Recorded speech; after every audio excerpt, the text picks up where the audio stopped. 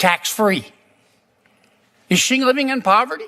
Doesn't sound like it. No, but your Census Bureau counts her as being poor. I'm not saying take away her benefits. I'm saying give the American people a little credit. Thank you, Mr. Secretary, for being here. Mr. Secretary, the Census Bureau is under your jurisdiction, is it not? Yes, it is. And the Census Bureau is in charge of defining what it means to be poor or in poverty in America. Is that correct? I think it does economic analysis for America. But it also defines poverty level, does it not? I don't know if it's the defining well, you need Bureau. to look, because it does. Okay. If you know, this isn't a quiz, if you know, what's the percentage of Americans who live at or below the poverty level?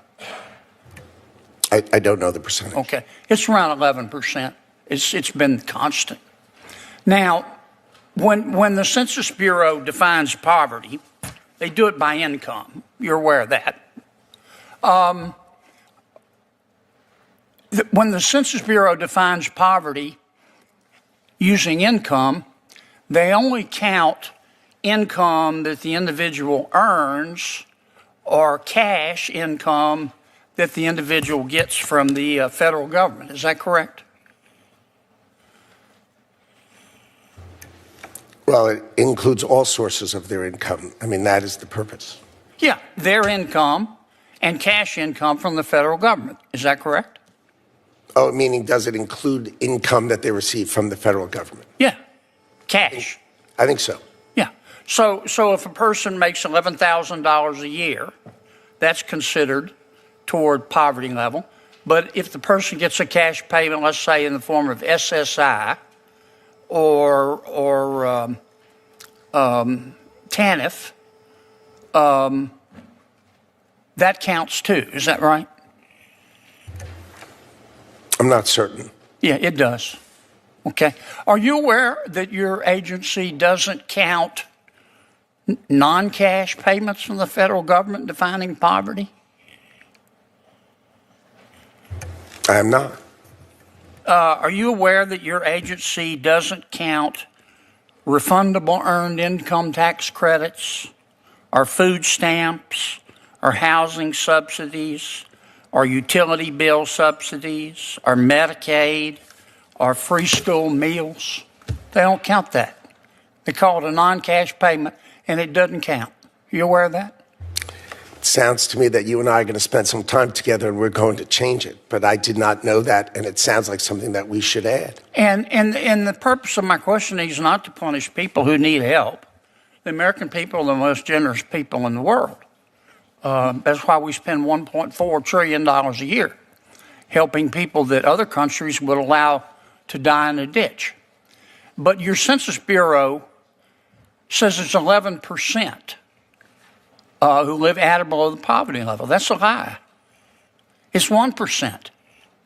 If you count as any person with a brain above a single-cell organism would, cash and non-cash payments, they're above the poverty level.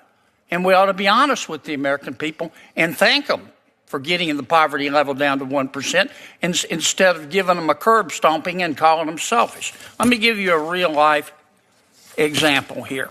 Let's suppose you've got a mom and two kids. According to your Census Bureau, the poverty level for her is $27,000.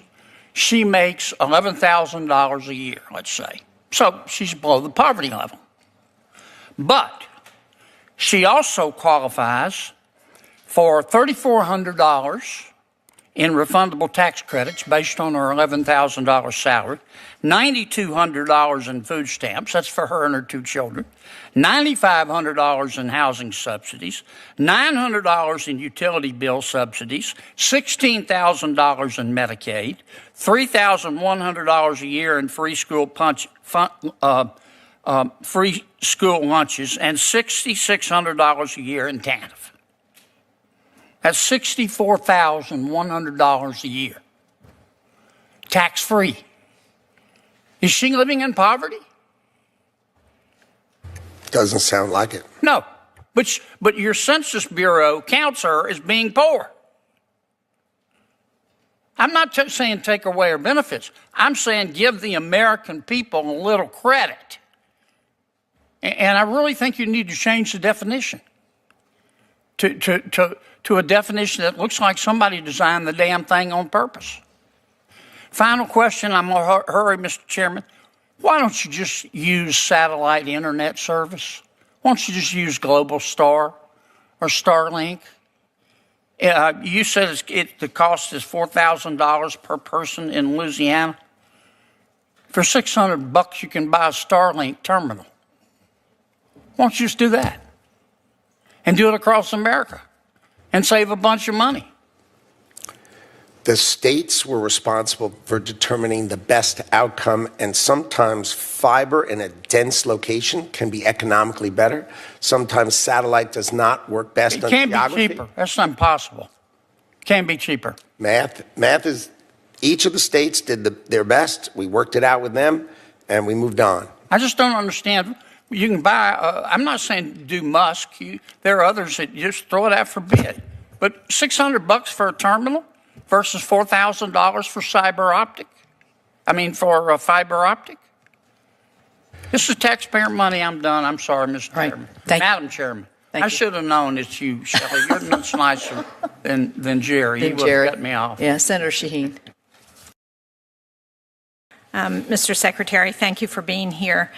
In your opening statement, you said the states chose to do it, meaning the BEAD program, the best way for their states. In 2023, NTIA allocated $196.5 million in BEAD funding to the state of New Hampshire based on a 5-year plan that were approved and submitted in 2024. And the state planned to develop broadband infrastructure by prioritizing fiber optic cables and hybrid fiber coaxial technologies.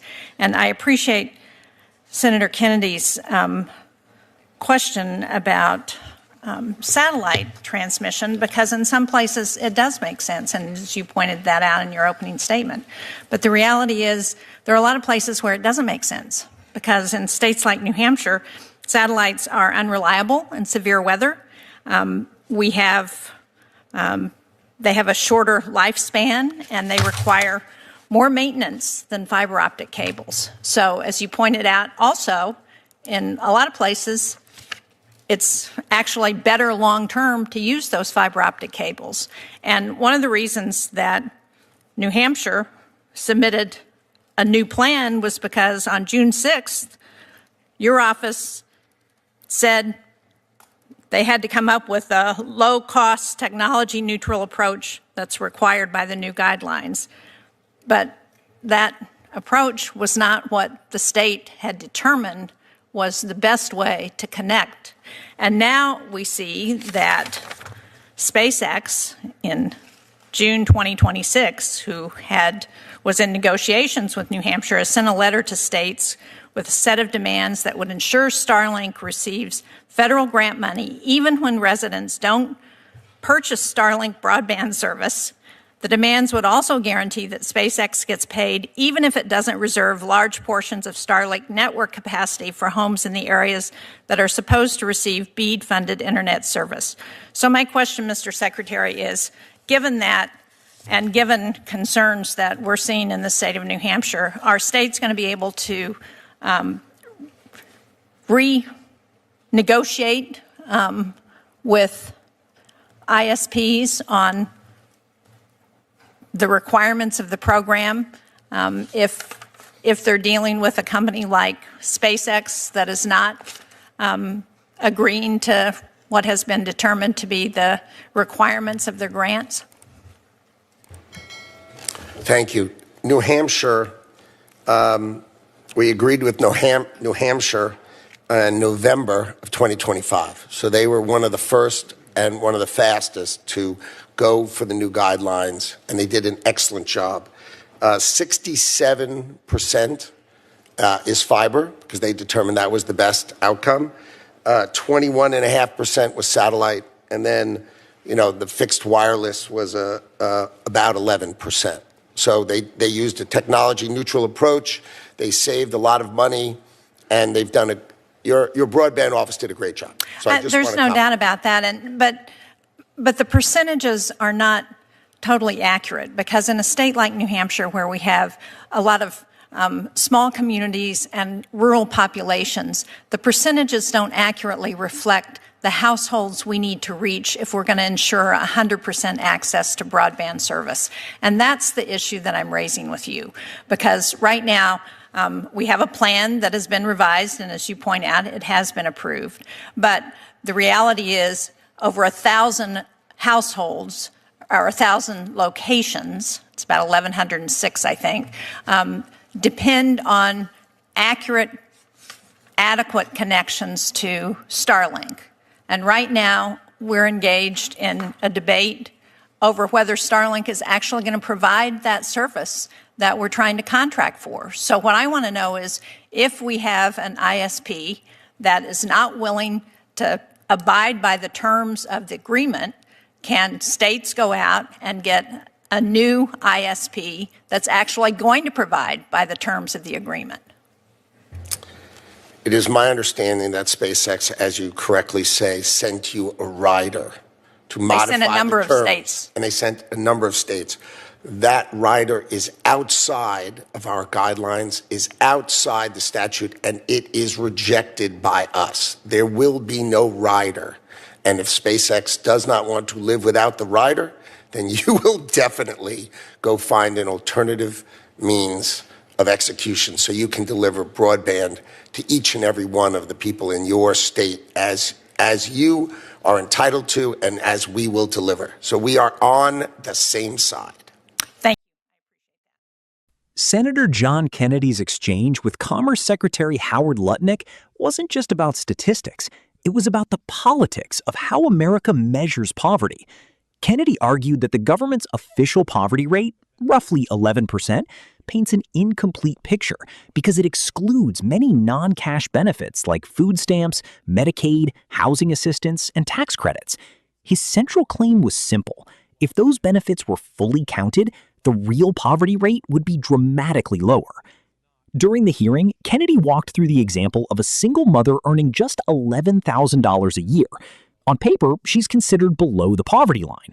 But when he added the estimated value of government assistance, including food assistance, Medicaid, housing subsidies, utility aid, and tax credits, he argued that she receives benefits worth more than $64,000 annually. His conclusion was that the Census Bureau's official poverty figure doesn't reflect the full level of government support available to low-income Americans. Secretary Lutnick appeared receptive to the argument, saying he wasn't aware of the current methodology and suggested the issue deserved another look. That made the hearing less of a confrontation and more of a policy discussion about whether America's poverty metrics should be modernized. However, there's another side to this debate. Critics point out that the federal government already publishes a supplemental poverty measure, which does include many of the benefits Kennedy mentioned, but it also subtracts unavoidable expenses like taxes, childcare, commuting costs, medical bills, and regional housing costs. As a result, that broader measure doesn't reduce poverty anywhere near the 1% figure Kennedy suggested. The biggest criticism of Kennedy's argument is his treatment of Medicaid. While health insurance has significant value, it's not cash that families can use to pay rent, buy groceries, or cover utility bills. Counting every benefit as if it were money in someone's bank account can overstate a family's actual financial flexibility. Politically, this debate goes far beyond numbers. How poverty is measured directly influences public policy, federal spending, and who qualifies for assistance programs. A lower poverty rate could strengthen arguments that existing welfare programs are highly effective, while opponents worry it could also be used to justify reducing those very benefits in the future. Ultimately, Kennedy raised a legitimate question about whether the government's traditional poverty measure is outdated, but the broader economic picture remains far more complex than simply claiming poverty is nearly eliminated. The hearing highlighted an important policy debate that will likely continue as lawmakers consider how best to measure economic hardship in America.